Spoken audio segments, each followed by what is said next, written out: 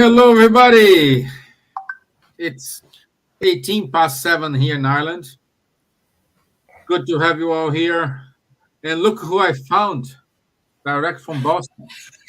Well, I think it's because we last Thursday was St. Patrick's Day, so he kind of make a kind of connection with the St. Patrick's Ireland little town, and then he show up. Hey, hello, Stephen. Hello, everybody. Thanks for having me here once again. If you recall, right, where I live in Boston, it's the largest Irish immigration outside of Ireland. Exactly. Yeah. So I wish to see the Boston parade. exactly. So it's a very large Irish community here as well. So Yes. glad to be here. Thanks again for the invitation. Thank you, my friend. So today, Flavio will talk about Spiritism, a mess of liberation. And this is an important topic because this will cover a lot of things about Spiritism, what it means, what's the purpose, and why set us free. So just before we start, I want to say hello to everybody. I can see people are joining us. And Paula, good to have you here, my friend. And meanwhile, let's do our initial prayer. Sounds good. So let's raise up our thoughts to our mentors, to Jesus, asking them to enlighten ourselves, especially Flavio today, who's gonna give his speech, inspire him, and let's help him spread the word and make this message reach out all brothers and sisters who are in need now, those who are suffering in the hospitals, those who are suffering because they are away from home, suffering because they are in the war, suffering because they are feeling anxiety, depression. May today's talk somehow inspire them and set the light of hope in their hearts. So be it. Amen. Amen. Hey, Don, look who I found here, Don. So, anyway, we just need to add here our dear friend Dan, and then we have the dream team. Okay, my friend, let me put it here. The message. Do you wanna hear side by side, or you wanna like this? However is best for you, my friend. Oh, Side by side might be better. I don't know. However you guys would like to do it. So, break a leg, my friend. All right. Anything Thank you, here? Stephen, for the warm introduction. Thank you all for joining, either live or who are going to be watching this recorded down the road. It's with great honor and humility that I've accepted the invitation that Stephen, presented us a couple of weeks ago to once again spend a few minutes with you all talking about, something that, it's very dear to our hearts, right? Spiritism, which I love and I'm passionate about. So before we start, I'd like to once again thank our benefactor spirits, our guardian angels, who are beside us, even though sometimes we can even see them, but we are certain that they're right beside us, very close to us. And may they this afternoon or this evening, may they give us the intuition and all the peace upon our hearts, all of the enlightenment to our minds, so we could really comprehend the message with the same love, kind, and care from which we put it, in order to prepare for you guys. So let's delve right into it, right? Spiritism, a message of liberation. When we look at a topic like this, I think it's important for us to ask ourselves, what is Spiritism? what is the message that he portrays? Can he really bring liberation to our lives? We argue that beyond the freedom of rituals, dogmas, and ceremonies, Spiritist ideas can really help us see the world with a different set of eyes, a different perspective, not the eyes of confinement or the eyes of exclusivity that we have been seeing throughout history. Oh, if you follow me, I'll give you this. If you do this, no, but rather a message of love, a message of inclusion, a message that welcomes everyone in every aspect of the way. We hear people today are still longing for liberation. People long for the liberation of their dependencies. People long for the liberation of their shortcomings, of their difficulties, from, for example, cycles of violence, from the threat of a poor harvest, from abuse, from oppression, and so many other areas that people long to be free from. And Spiritism comes more current, more actual than ever to show us a compelling invitation of love, of reasoning, and hope that serves really as its main comforting message of liberation. Those are some of the things that we touch upon this evening with you folks. And once again, welcome for those folks that just joined us. The idea here is for us to talk about Spiritism and its message of liberation. But as we like to do, let's do first things first. Okay? So let's define what Spiritism is for those folks that may not know, or for those that could maybe use a refresh, anyways. Or if you just joined us and you have no idea what Spiritism is, right? Let's just delve right into it. So, the very idea of Spiritism that I would like to share with you guys is this progressive body of knowledge that deals with the nature, origin, and destiny of spirits and their relation with the corporeal world. So, what does that mean, right? That means it's not one single thing in particular. Some people may really like the idea that Spiritism helps us bridge the gap between incarnates and discarnates. Spiritism really gives us the idea through mediumship of that communication with the created world. But at the end of the day, the definition that we like here, this progressive body of knowledge, explains that Spiritism not only started with Kardec, right? It's not only what Kardec put together. Kardec put together the foundation, the basement of that house, but other authors will have continued to really craft the continuation of its message that corroborates, that complements, that supplements what Kardec has put together in the 19th century. So let's look at the very first idea that we learn from Spiritism. If you look at God from a Spiritist perspective, the question that I have for us to kick off is, why is it so important to study about God? Why is it? Every religion and many, many philosophies out there, and some ideologies as well, they talk about God, about a creator, about a father, about a mother. Today, however, we are talking about the Spiritist view of our God, which really frees us from the more traditional anthropomorphic concept of God. The idea that God, as we learn through the traditions, that God is this old man with the long beard, sometimes sitting down on a throne with a cane. That anthropomorphic, anthropos, human, morphic form, anthropomorphic concept of God, we don't subscribe to it. Meaning, we don't understand God as being this old white man sitting in heaven, right, giving orders to its children. Absolutely not. As we learn from Spiritism, that's the very first question from the Spirit's book. God is the supreme intelligence, the first cause of all things. And this concept here, my friends, is much more in line with what we learn from science these days. I'm sure you can agree with that.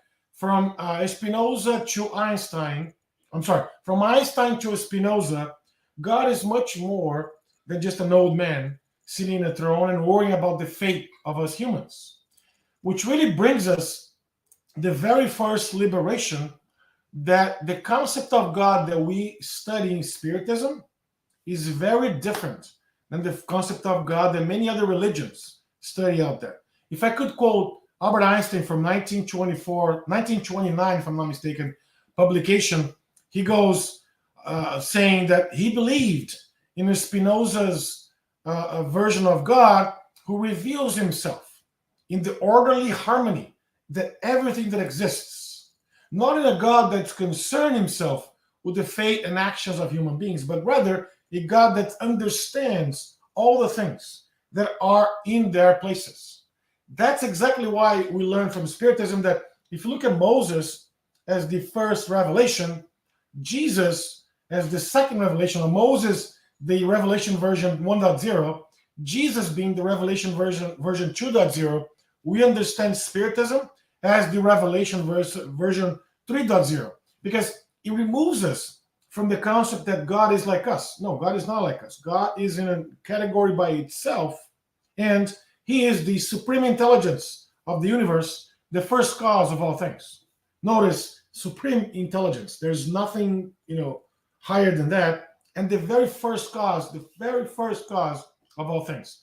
And with that understanding, we look at God with different eyes. We look at God not only as a father in this patriarchal society that we live in still these days, but more so as a father and a mother together.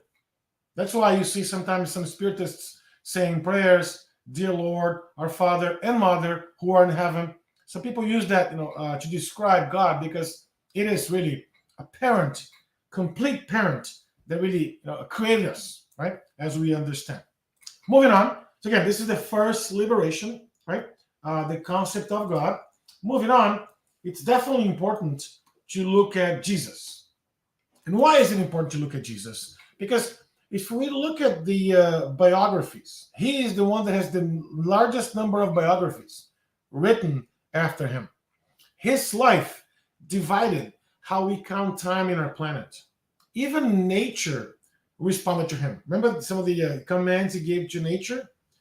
2+ billion people follow Jesus in the world today. But do they all know Jesus really well? If you look at all these 2 billion people, do we all know who Jesus was, what he has done for us, what he continues to do, and so forth? I want to invite you to make an analogy with that. For example, there are so many famous people in the world, correct? Maybe a football player, maybe a cricket player, maybe a musician, a singer, an actress, an artist, a sculptor, a painter. Yes, there are many, many very famous people in the world. Some are well known in their communities, in their cities, in their countries, all over the world. Others are known worldwide, even beyond their borders of their countries. However, the question I have for you today is, just knowing the name of someone, just knowing some things about that individual, does that make us really know that person? Probably not, right? So it does not mean that we know all the details about that background as a person and what really is like to be that individual. So if we translate that into Jesus' life, do we really know about him? What he was like when he was here with us? People all over the world have heard something about Jesus Christ, even though he lived 2,000+ years ago. And yet, here's the catch, yet many, many folks are still confused about who Jesus really was. For example, some folks think that Jesus was just a regular person, like a human. He's a good man. He was a good, my neighbor down the street, Joey here, Paul there, Larry. Yeah, he was just a good man, like anybody else. Others may claim that he was nothing but a prophet. He didn't do anything at all. He was just a prophet. Others still believe that Jesus is God. He and God is the same person, and he should be worshipped the same way as we should worship our God, our Creator? Should he? All right, those are some of the questions that we have. But in order for us to answer those questions, it's really important to go to the Spirit's book and open up question number 625, where Allan Kardec asked the immortal spirits, what is the most perfect standard that God has offered to humankind as a guide and model? And then the spirits answered, Jesus. That's the shortest answer from the Spirit's book, by the way. Jesus. Meaning, Jesus is the standard, he's the mold, he's the guide that we should always look up and ask ourselves, if Jesus were in my shoes right now, what would he do in this situation? If he were here carrying out this XYZ activity, how would he react? How would he, work on it or execute what I'm executing here? And this, my friends, bring the second liberation, that Jesus is just a regular human being like you and I. He's not special. He's just a way more advanced spirit than you and I and folks here are today. Flavio, does that mean that God created Jesus in a special format? No. God created Jesus the same way as he created us, and the same way he creates other spirits. The big difference is that Jesus, long back when, even before Earth was a thing, he had already made much better decisions than we have. Likely, right? That's what we can really decipher or can derive from the Spiritist teachings. So it could be said that Jesus himself initiated his liberation way back then. Way back then. And Christian liberation, this message of love, of kindness, of bringing everybody. He was the one who used to say the folks that are healthy, they don't need a doctor. That's why he hung out with a lot of folks that were on the tangents of society, on the outskirts of society, like prostitutes, scoundrels, and folks who are not really. So his message was very progressive in nature.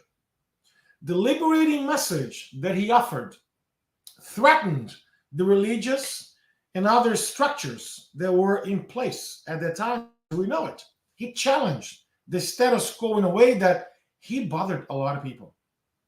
Unfortunately, we back then did not understand his message. And I would argue that a lot of folks today still don't understand his message. And Jesus is still very unknown to a lot of people. Despite the fact that a lot of folks call themselves Christians, I follow Jesus, I study Jesus, and this and that. I read, dozens of his biographies, and still we have a difficult time understanding him as someone that it's like us. But hang on a second, Flavio. Does that mean that one day am I going to be just like Jesus? Yes, 100%. One day we'll do all those things that Jesus did and much more. And by the way, that's not what Flavio is saying. That's exactly what Jesus had told us. You are God's lowercase g. Okay? You can do everything I did and much more. He told us that from the scriptures. So the disciples and, of course, the evangelists recorded that. They didn't really have an idea what that meant, but they recorded the fact that he told us that we could do what he did and much, much more. And that brings us, my friends, the second liberation, category or second liberation topic here that I want to share with you, that he was just a human being like us. And we can do, and we will do great things like he has done in the past. Okay? So for those folks that just joined us, if you have any questions, please feel free to share them on the media where you are accessing us from. If you have time, we'd love to answer them as we go along. So moving on, I think it's important for us to talk about one of the biggest tenets of Spiritism. And I would say that Allan Kardec was very inspired when he wrote this quote, or he wrote this message in the Gospel according to Spiritism. He writes, I quote, "Without charity, there is no salvation," end quotes. And I like to call this as important because a lot of other, religions and philosophies and etc., they promised salvation if you follow their teachings, right? So if you come to me, and if you do this, and if you come to the church, and if you come to the temple, and if you do this, and if you donate money, whatever it is that they other religions use as bargaining chips for us to achieve salvation, that's exactly the opposite that Kardec did here. Let's think about this for a second. Charity is a concept that's in the Bible, that's in the Al Quran, that's in the Torah, that's in the Bhagavad Gita, that's found in many different religious sacred books, so to speak, so that we can understand this concept. Nobody refutes, nobody argues against charity. Oh, Flavio, but there's some translations that use the word love versus charity. That's a question I get all the time when I present this topic. Yes, that is correct. Some authors, they changed the word charity for love and vice versa. So my understanding, the way I like to define, there's a difference between love and charity. Love is the sentiment, right? I love my mom. I love my kids. I love my dog. I love my job. I love my friends. Stephen, you included. Just kidding, but not kidding. So when we talk about love, right? Thank you. When we talk about love, it's that feeling that we feel, that we have for people, for things, and all that. But charity is that love put into practice. Charity is that love with an engine behind it that's going to go forward, right?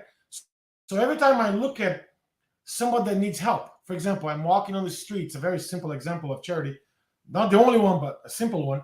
When I'm walking down the street, I see somebody asking for money, right?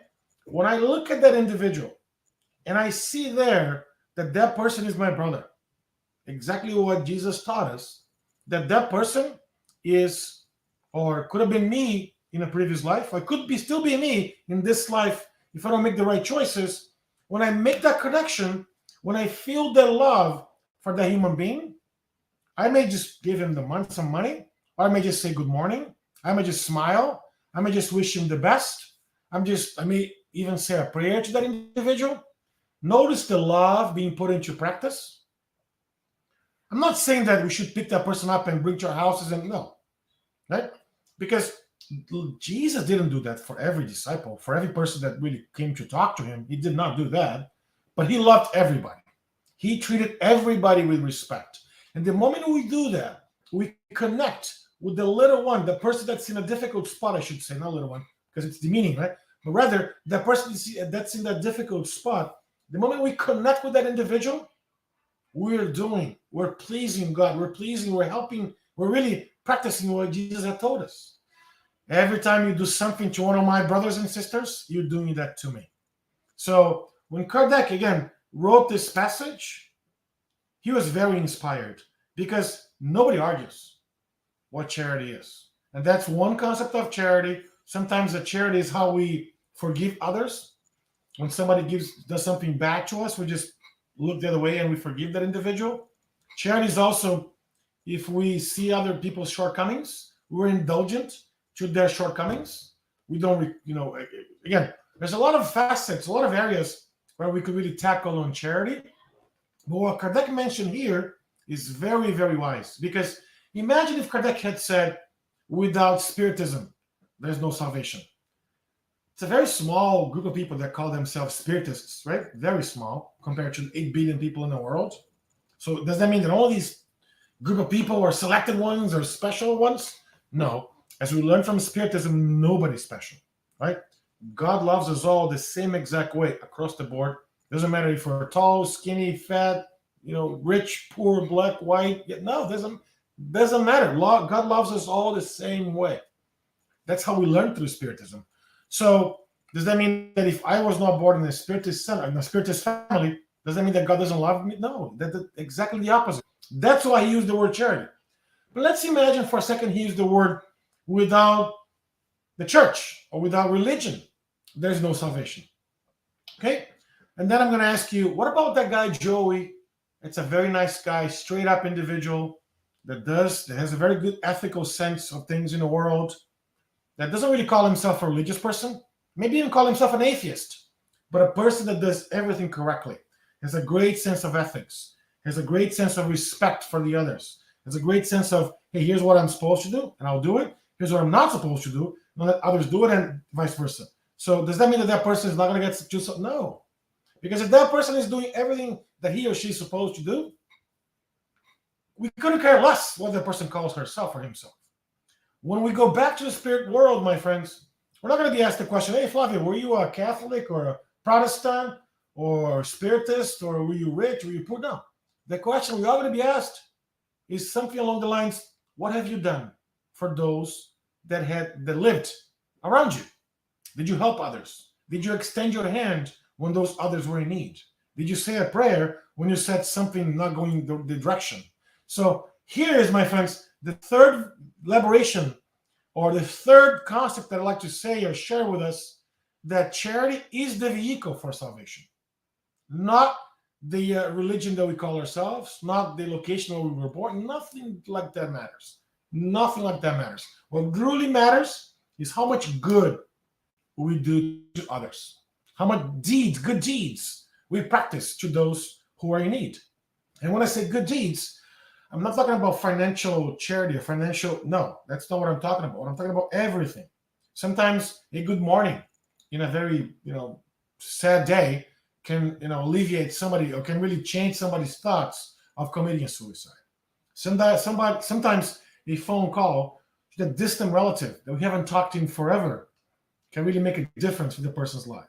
So all these small things, small tidbits of charity is exactly what we should all be practicing, because that's what Jesus taught us. And that's what Allan Kardec or Spiritism came in to remove, like the blur that our eyes created through all time, from not being able to see that as the concept, right?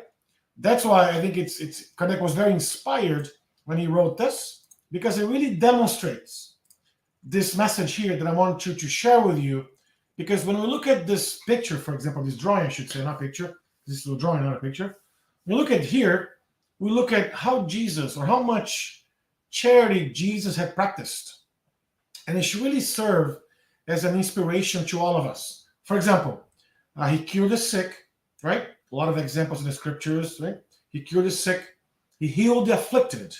He spent a lot of time assisting those that were on the verge of society, as we talked about before. He treated women with the utmost respect. And if you're a woman watching this, we do know and acknowledge that your life is difficult today, because women are still not treated the same way as men are in our society these days. But granted, the conditions that we have today are much improved, have much so improved from the conditions where women living alongside Jesus at that time. There are a lot of history books that talk to us about the quote unquote subtle inferiority that man treated women back then, but Jesus did not. He had the true egalitarian mindset as we know it. That's why I call him the very first feminist that ever existed, right? And one time I said, I'll share a quick story. One time I said this here in Boston, which is a very progressive city, and then a woman raised her hand and said, Flavio, but I get what you're trying to say, that he was very, he treated women with respect and he did this, did that, but how come all 12 disciples were men? And when she asked me that question, me think about every time I say something like this, right? I include the 12 disciples, because imagine if Jesus had 12 female disciples back then. Would he be successful as he was, spreading the message as he did? We don't think so, because society was way more patriarchal then than it is today. But the subtleness of his message is, the question I have for you is, who did he come back when he showed himself, right? To really prove the immortality of the soul. Who did he show up for? Was he one of those 12 disciples who were men? No, he wasn't, right? So he showed up to Mary of Magdalene, who was that spirit that had made tremendous advancement, spiritually speaking, from the time that he was there. But I honestly, this is my personal opinion, I honestly don't believe our society was ready for 12, maybe even 6 and 6 disciples back then, including females, right? Including women. That's why I say that he was a true egalitarian, the way he treated everybody as we know it. He challenged the status quo. He was always helping, always serving, always treating others with respect. This is the Jesus, my friends, that we should pay attention to. The very same Jesus that Spiritism asks us to be used as a model and guide for our lives. Everyone that we're treating, everyone that we're working with, everyone that we're interacting with, we should see them as opportunities for us to do more, for us to be more charitable, for us to do other things and help them, and so forth.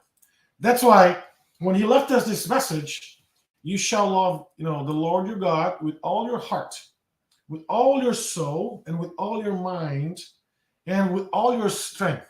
And you should also love your neighbor as yourself. That's in Mark chapter 12, verse 30 to 31.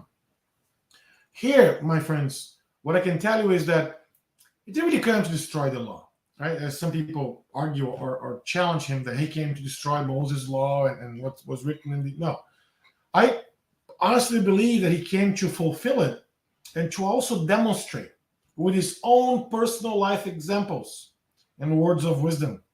In the form of parables, yes, he left us with a form of parables, a lot of metaphors that some of those we wouldn't be able to understand back then. And until now, depending on our intelligence, our knowledge, our wisdom, which still was very limited back then and somewhat limited today because a lot of folks are not really thinking critically about his message.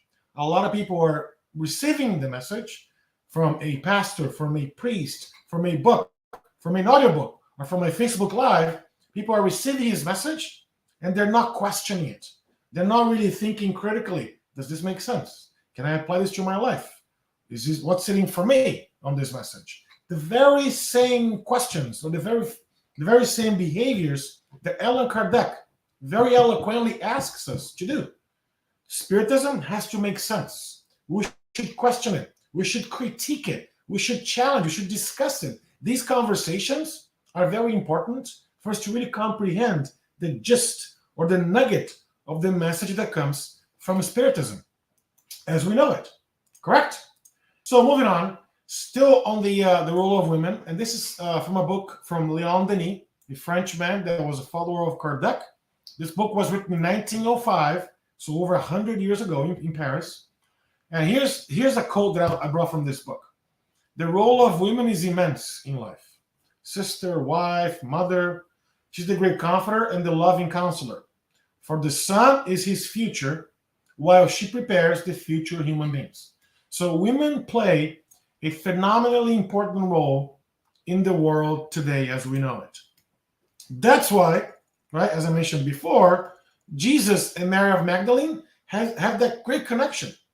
Amazing connection, because she was the one who understood that, did everything she could to really transform herself and others around her. And look what Leon Denis talks about societies that treat women with respect. Look, societies that depress women depress themselves. The respected woman honored with enlightened understanding is what makes the family strong and a great morally inclined and united society. And then this brings us the fourth liberation, which is really equal rights for all of us. For the simplest reason that in this life, I was born as a male, correct? In the next life, I can be born as a female.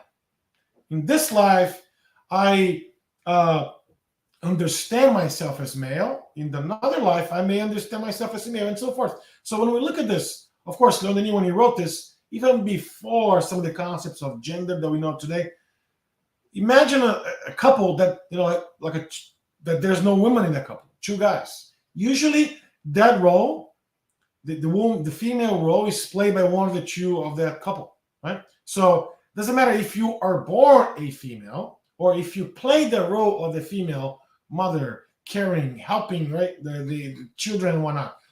That's why when we look at wars, for example, and I think this is a very interesting topic because it's happening right now as we speak, men are way more prone to start wars than women. Isn't that so? So if we're expecting a more peaceful society in the future, we just need to put more women in power. That's it. That's one of the examples. But what happens when we don't do that? What happens when we say, you know what, maybe I'm just not going well. My life is not working for me. I'm just have these evil, thoughts and whatnot. How can we explain all those things? So I wanted to call out the attention of this movie, which is, of course, inspired by Dante's Divine Comedy. And the spiritual world as we know it and has been really described by Dante, how can we answer this question, for example, right? Does hell really exist? What happens when we die? What happens in the afterlife? These are some of the questions that most people in the world are still asking today, either when they're maybe older in life or at the forefront of being close to this carnation, right? Close to death. Can we answer these questions?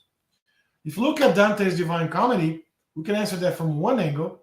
But my invitation here for us, folks, is to really go beyond that, which is most folks, see Dante as this hell, purgatory, or paradise, this dichotomy of good and evil and whatnot. But I invite us to look at this from a different angle, right? And really leverage the works of Andrea Lewis, because if you look this holistically, every minute, so it's been 35 minutes since we started talking here, every minute, hundreds of people in all corners of the world make the pilgrimage back to the spiritual world. Sometimes loved ones, or loved ones by somebody else's, right? It happens that we, for example, as human beings, forget that the quality, right, of this earthly pilgrimage is the same way as the analogy that I like to make of people traveling from one part of the world to the other. So when I hop on a plane here from Boston and I land in Dublin, what's my luggage going to be? Am I going to take 10 suitcases? That's going to be difficult for me to carry. It's going to cost me an arm and a leg to pay the extra luggage fees, right? What are some of the things that we want to take with us in this pilgrimage? And Andrea Lewis' collection of these 13 books, they talk a lot about this. Situations where between incarnates, discarnates, the interaction with the spiritual world, and all those things. But life in the spiritual world, right, the collection by Andrea Lewis, through the Brazilian medium Francis Xavier, really invites us to reflect on this relationship between life and life on the terrestrial plane versus life on the spiritual plane. These 13 books that, once again, I invite you to spend some time on, really gives us an unforgettable list of characters who are, for example, repenting their mistakes, who are forgiving others, who are working towards their, polishing some edges, cleaning up some of their mistakes in the past, that are really letting go a lot of their undue baggage. Remember the analogy between Boston and Dublin? All that undue baggage that I know, even if I take that baggage, I'm not going to use it anyways. So they have done all that journey. Some of those have even become benefactors or, mentors, educators, teachers, guides, and whatnot.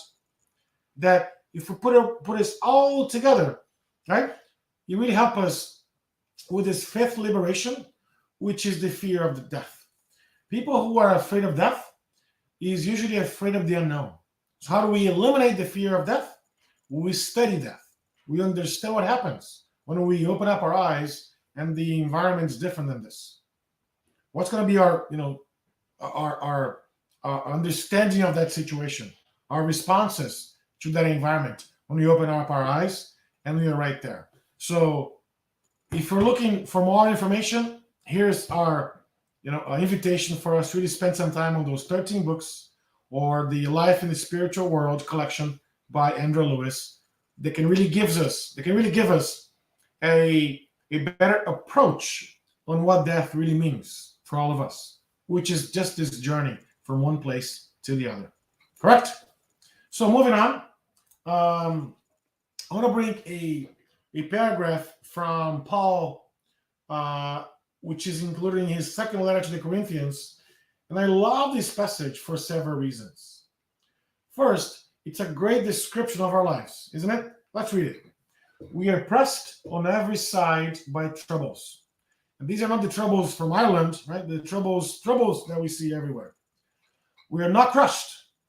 We are perplexed, but not driven to despair. We are hunted down, but never abandoned by God. We get knocked down, but we are not destroyed. And here, I think it's important for us to look at the passage the passage that says we're never abandoned by God, because if we look at some of the record, if we recognize our failures, meaning our troubles, our difficulties, sometimes we're crushed, sometimes we're perplexed, sometimes we don't have enough knowledge, sometimes we're driven to despair when something happens to us. When we look at our failures, our shortcomings, our difficulties, but at the same time, we look at them as not only, hey, this is putting me down, but this is an opportunity for me to look at the world with a different set of eyes. When I look at this, the second part of this paragraph, it's an assurance that God is always there for us. And those difficulties, they are there, those obstacles, they're there to make us better. And the more we live with those obstacles, the more we live with those difficulties, the better we leave those behind. For example, I'm pretty confident that when you're in the 8th grade, you had a mathematical equation that you were very, perplexed, or you felt oppressed, or you felt like you didn't have enough knowledge how to finish the calculation. Wasn't that so? Or maybe the first time you rode a bike, did you know how to ride a bike? Or maybe the first time you drove a car, did you know how to drive a car with 3 pedals and a transmission and a steering wheel and all those buttons? Sometimes life presents itself with a very difficult set of skills that are needed from us. But then at first time we look at, oh my God, I don't know what I'm going to do with this, or this situation, or this condition. I have no idea what's going to happen to me. I'm exactly how Paul describes. But the fact that I want to call our attention to is that we are never abandoned by God. We are never abandoned by God. And as we learn through Spiritism, the more of these obstacles are there for us is because the level of these obstacles, the higher level of these obstacles are there for us. That means we are able to really tackle them, to really overcome them, to win them over. Correct? That's the message, folks, that we translate from Paul, that we learn from Jesus. And what we can go even deeper here in this message, in this particular letter to the Corinthians, is that there isn't any eternal punishment. We are never abandoned by God. As a matter of fact, God is always by our side. That's the 6th liberation, that God is this shepherd. Sometimes God sends the dog to put us back on track. Sometimes God sends, hey, let me send this person here that can really keep Flavio under a short leash, because guess what, right? Flavio is not making the right decisions. Flavio is not really doing what's best for Flavio, or Flavio is not really making the right choices, correct? As we know. But when you look at choices, right, we must have heard the term, life is full of choices. I'm sure most folks here have heard the term, but is it? How about the idea of fate as a product of where I was born, the color of my skin, my sex, my gender, my sexual orientation, all those things? Do all these things play a role in my fate?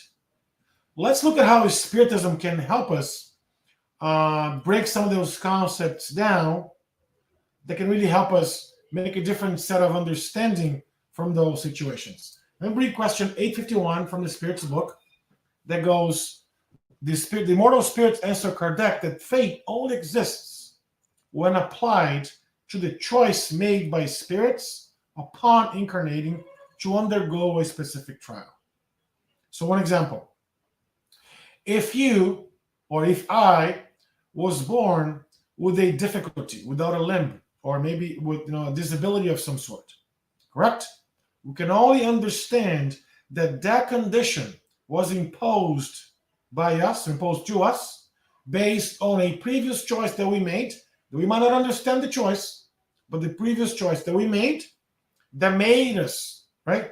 That carry out that way for us to go towards or through that specific trial. And as we learn, my friends, from Spiritism, that happens quite often. That happens in several examples, disabilities. That happens sometimes with wealth that's given to us in order for us to have a trial, right? Sometimes poverty, sometimes different conditions. Every condition that we have in this life is the best condition that we have in order to overcome our shortcomings or our opportunities to better evolve towards the future. So here, right, we learn that fate is really a byproduct of all of our previous choices. So we have to be thankful for all these conditions that we have, because as you learn through Spiritism, every action there's a reaction. Nothing happens by mistake. Science is already talking about that. As we learn this, or as we learn through the Spiritist lens, we are ultimately responsible for everything that happens to our lives, every step of the way. Flavio, does that mean that all these things that are happening to me right now, I'm the one responsible for it? 100%. And the way I say 100% is because those things that are happening to us right now, while they may not be the best things for our own eyes, down the road, we'll know that they were the best things. Let's make another analogy for those parents in the room, or for those folks that have kids or nephews or nieces. Correct?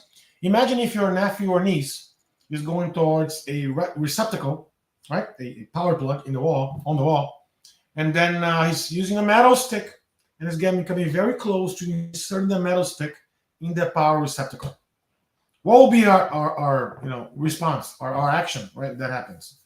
My daughter, please don't do that, because if you do that, there is 120 volts that's going to really penetrate that metal. That's going to go into your bloodstream.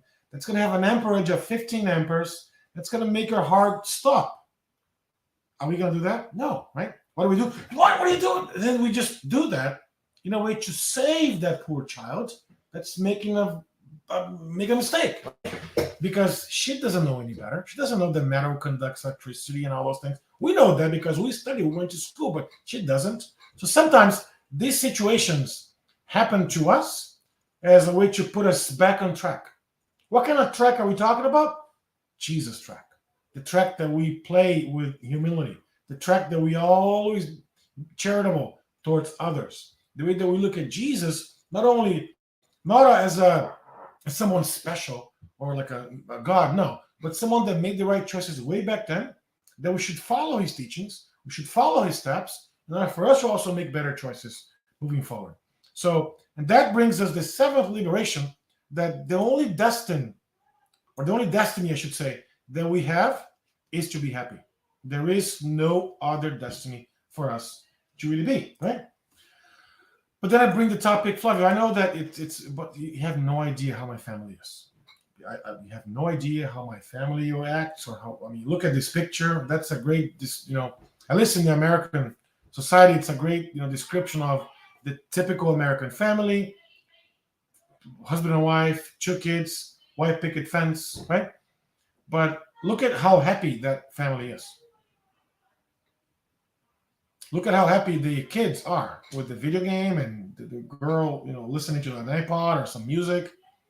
The husband, always busy with work and this and that and time, and the wife, tired, and she wants to go on a vacation in maybe Aruba or some other place, right? So, what kind of family do we have? Are we in the right family? Have I chosen my family? Who are those that live with me? What have I done to deserve this? I hear this often when I talk, in different parts of the world about Spiritism.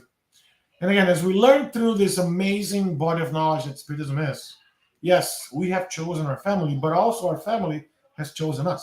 And that's the very best family that we have to do what? To overcome our difficulties. That's why, as we learn from Spiritism, there is a concept of real family that not always is tied to blood. Real family, or universal family, is the family that has this mutual sympathy and communion of ideas, keeping those spirits together before, during, and after incarnations. And that's exactly why, my friends, we can explain. Sometimes we have a friend that we love the individual more than a sibling, or more than a parent, or more than a relative. Correct? That's one of the things that Spiritism really breaks the conventional ideas that the purpose of our families is for us to really learn, for us to evolve, because the family that we have is the best vehicle for us to practice all those things that we have to practice, meaning more charity, more love, more kindness, compassion, forgiveness, indulgence, all those things that we learn through Spiritism that we have to practice. We start at home. We start in our own, under our roofs that we all have. So that's the best. That's the best. Excuse me. That's the very best setting that we have to really overcome those difficulties. All right. There's a lot being said. I think it's appropriate for us to do a little recap time on what has been discussed so far, and let's just bring a list of all of the eight messages of liberation. The very first one: God's not a punisher, right? God's not an old man. No, God's just a loving. God is the supreme intelligence, first cause of all things. God is love, as Jesus said, John chapter 1, verse 1. 2, Jesus is our dearest brother. He's the older brother, a lot more evolved than we are, that can teach us a lot of good things, that can help us, that's always there by our side, holding our hands, pushing us forward when we need to be pushed forward. Charity is the vehicle, the best vehicle for all those things that we need to accomplish for us to really achieve redemption, salvation, and all that. Right? Equal rights for all spirits. Nobody is special. Nobody is special under God. God created all of us the same exact way, right? Without knowledge and simple. Death is dead.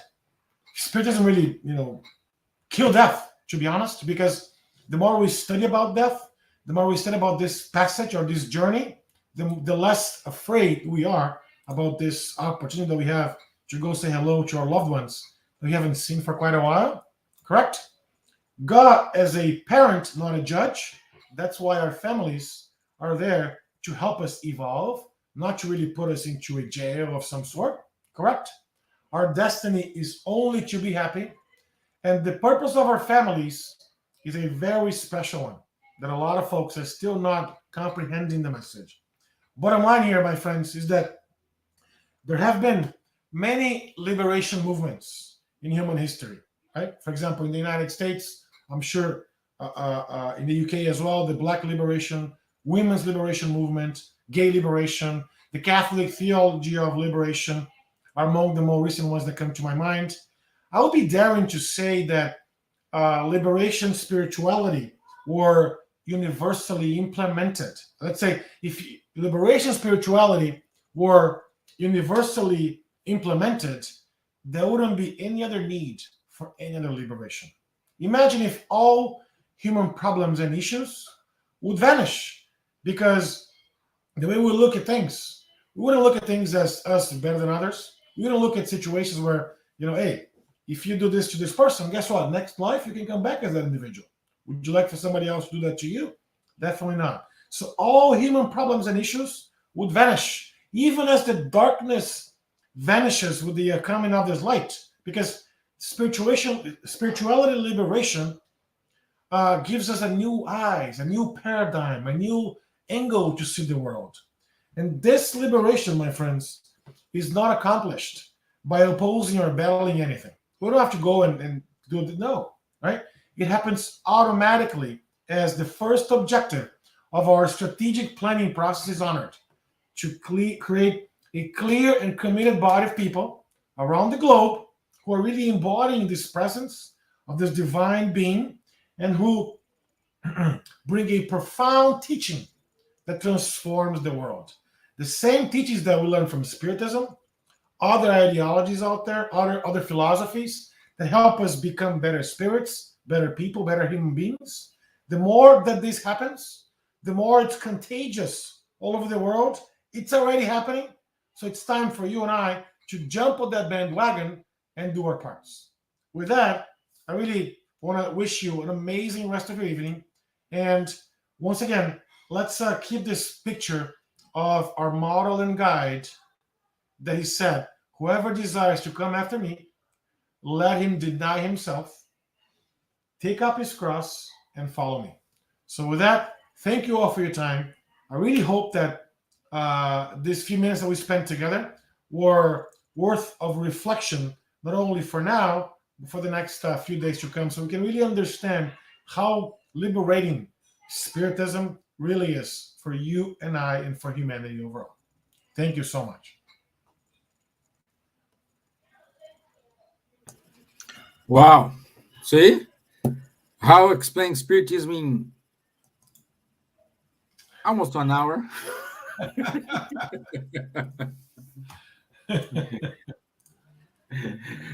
This was amazing, my friend. Thank you very much. It was Thank you. wonderful. Yeah, It was we had fun. wonderful. Wonderful. Well, we don't have any questions here, so we see people, everyone I made everybody understood. sleep. That's why there's no questions, man. Everyone slept. Okay, you That's why paid there are them no to not make the questions. questions. Yeah, I know that. Oh, Yeah, that's yeah, funny. yeah. Great, great. So thank you once again, my dear friend. It's see, you got a first compliment. Abad said I excellent. See, thank you, Abad. Thank you about. Thank you for the. I'm glad you liked it. Yeah, yeah. So, my dear friend, I want to wish you a wonderful rest of the day because you are in the middle of your afternoon. It's only 4:15 here for us. Yeah, we will start our dinner It's here. an interesting time of the year that we're in daylight savings times, but you guys are not. So it's a little weird calendar Yeah, wise. but Right? this Sunday will change here because I don't know if this Sunday or the following Sunday we will change. Yeah, I think I'm there's not 2 weeks of sure. difference that our calendars get all Yeah, messed when up. we change, we go back to 5 hours difference. Yep, go back to 5 hours. That's correct. Yeah, yeah. See, Linda from Texas, great presentation. Thank you, Linda. I like. I'm glad you like it. And before you do the final prayer, I'd like to invite everyone to go to our virtual healing. It starts in 15 minutes, 8:30 Irish time. So it's just 15 minutes. And the guys, the team who are working hard about to give some consolation to everyone.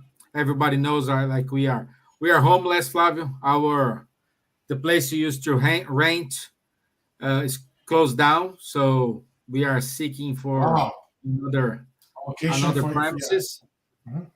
Yes, but soon we will get it. Meanwhile, we are online as the last past 2 years, you know, and soon we will have a new home, and this virtual we will keep it doing, and also we will doing the face-to-face meetings, in-person meetings. Okay, so Flavio, can I invite you to do our final prayer? Absolutely.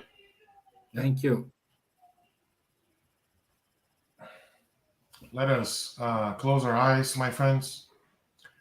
First, in gratitude for this opportunity that we all have to really gather amongst friends, to learn a little bit more about the gospel, about Jesus' teachings as they are explained by Spiritism.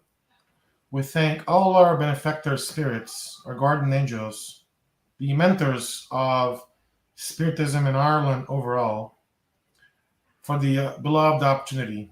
And if we could ask that you stay with us, not only today, but for the upcoming weeks and months and years, giving us all the strength that are needed for us to continue overcoming our difficulties, our obstacles, because, oh Father and Mother God, we learn that these obstacles, these difficulties, are what we need in order to be better tomorrow, in order to really polish our edges, to really treat others with more respect, with in a way that we can see the world with a different set of eyes. We can understand what's happening around us, giving us more motivation to do more for others and to be better ourselves overall. May these beloved spirits stay with us bless this meeting and future ones as well. And so be it. Amen. Thank you. Thank you so much, Stephen. And folks, once again, it was great. Thank you. Always a pleasure to hang out with some esteemed friends, for sure. Yes. Yes. Thank you, guys. I see you next Thursday. Thank you, Flavio, once again. You know you are always welcome anytime, any day. Be careful, man. I'm going to bring my luggage, my suitcases, and bring over. Yeah. Yeah. Come over and let's have some crack. That's funny. Thank you so much, my friend. I appreciate it. Okay, thank you. Bye, guys. See you Thursday. Thank you. Bye-bye.